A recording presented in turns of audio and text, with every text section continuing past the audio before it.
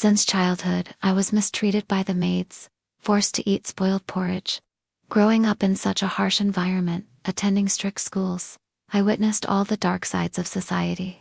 Yet when I returned home, my family constantly asked me to give in to that imposter, allowing her to compete for love. Everyone had praised An Fu Hongdan since she was a child. She was raised like a lonely princess, the most adored girl in Beijing. Each year on her birthday, when group subsidiaries held grand bustling parties. Meanwhile, I lacked my parents' love, living a life full of labor, constant anxiety, and unprovoked beatings. It wasn't until the Wen family's lawyer arrived that I learned the truth. I am the real daughter of the Wen family. On the day I returned home, only the maid and the driver came to pick me up. Carrying a fragile hope for the future, I stepped into the magnificent villa. Before seeing the Wen family, I still held a glimmer of hope for affection. They were waiting for me in the living room. Although I had seen their photos and recognized my resemblance, seeing them in person still surprised me. An Fu Hongdan nestled in my mother's arms, her curly hair cascading, smooth white skin, slightly swollen blue eyes as if she had just cried. When she looked at me, her eyes turned red, flashing with hatred and resentment. Even though I had returned, my mother still gently held her hand and comforted her tenderly. They had raised her like a princess. In contrast, I stood there in a faded school uniform, worn from countless washes, carrying a patched school bag I had used for 4 years, my hands rough with calluses. "It's really you, Daddy's girl."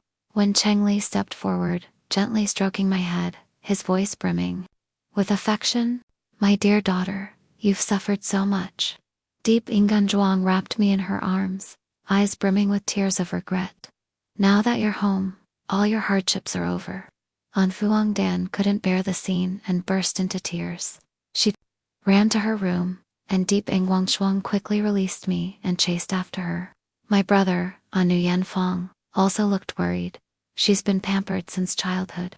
It's hard for her to accept this so suddenly. Please understand. Why should I sympathize with her?" I coldly asked An Yanfang.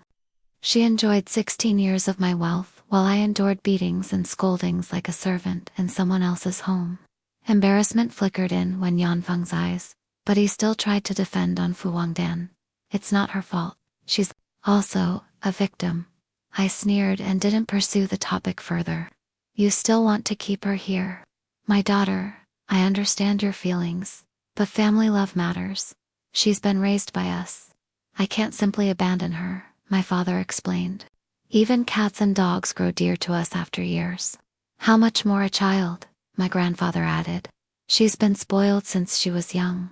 "I understand, father, but I am your real daughter, and she is merely adopted. I hope you don't make a mistake," I stated firmly. "She is also our daughter," An Yanfang interrupted. "We don't differentiate between biological and adopted children. She has never experienced any hardship. How could she bear it? She's never known suffering, while I've been beaten since childhood.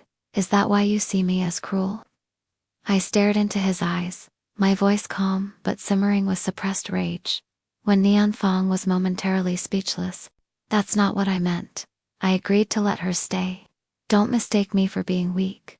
When Cheng Li stepped in to mediate, he had already investigated my past and understood how miserable my life had been. Feeling guilty, he led me to see the prepared room, but I wanted to choose my own. As I walked around, I stopped in front of An Fu Hongdan's room. Deep Ongwanjun was gently comforting her. "Don't say such things. You will always be my daughter." I pretended not to notice them and kept walking. Besides the master bedroom, An Funjan's room was the largest. "Father, I want this room. I like the sunlight here and want to redecorate it," I declared. Hearing this, when Fang Ming started crying again, Deep Ingan Guang tried to persuade me. "This is little Dan's room. We've prepared another room for you. I've seen it. It's too small." "I don't want it," I said coldly, my eyes distant as I stared at Deep Ingan Guang. "The adopted daughter gets the large room, while the biological daughter gets the small one. How is that fair?" The conversation grew tense and filled with unspoken emotions. My stance was unwavering. I would reclaim everything that belonged to me. No one would make me feel like an outsider in my own home again.